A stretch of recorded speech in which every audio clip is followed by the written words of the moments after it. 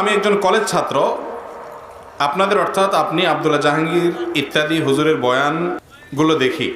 আমি কিছু হাদিস পড়তে চাই। কোন হাদিসগুলো পড়ে আমি বিশুদ্ধ জ্ঞান অর্জন করতে পারবো, একটু পরামর্শ চাই।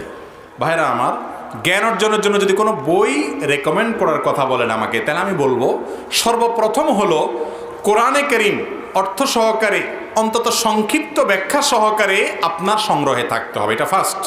এটা ছাড়া ইসলাম আপনি বুঝতে পারবেন, এটা আপনার থাকতেই হবে। এবং ভালো বিদগ্ধ কোনো আলেমের শরণাপন্ন হয়ে তত্ত্বাবধানে আপনি এটা পড়বেন। কোথাও সংশয় হলে তাকে জিজ্ঞেস করবেন। এক নাম্বার 2, হাদিসের একটা গ্রন্থ আপনার বাসায় থাকবে। কমপক্ষে রিয়াদুস সালেহীন থাকতে পারে আপনার বাসায়। ইমাম নওয়াবীর 40 হাদিসটা তো অবশ্যই থাকা দরকার, খুব ছোট্ট গুরুত্বপূর্ণ একটা বই। আরও এরকম নির্বাচিত হাদিসের গ্রন্থ, খুব বড় সড়ো হলে অনেক সময় অসুবিধা হয়, সেটা আপনার বাসায় থাকতে পারে। নাম্বার 3, নবী করিম সাল্লাল্লাহু আলাইহি সাল্লামের জীবনী জানা দরকার। সেজন্য ডক্টর আলী আস-সাল্লাবির যে সিরাতের বই আছে 3 ভলিউমে, বাংলা অনুবাদ হয়ে গেছে, সেটা নিতে পারেন। রাহিকুল মাখতুম নিতে পারেন। এটা একটা আপনার কাছে থাকা উচিত। মাসআলা মাসাইলের কিতাব, অথেন্টিক, গ্রহণযোগ্য এবং মোটামুটি শামিল কোনো একটা বই আপনার কাছে থাকা উচিত।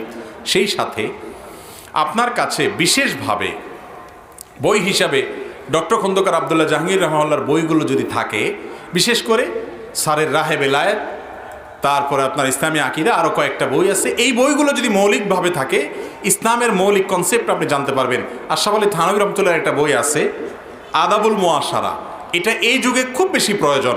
আমাদের অনেকে মুআশারাত বুঝি না, পারস্পরিক লেনদেনে সুন্নাহ কি আছে কোরআন হাদিসের আলোকে। এ জাতীয় আরও অনেক দরকারি বই আছে। ওলামাদের সাথে পরামর্শ করে সেগুলো কিনে এগুলোকে নিয়মিত পড়বেন, ইনশাআল্লাহ সঠিক এবং আপনার বিশুদ্ধ জ্ঞান অর্জন করতে পারবেন।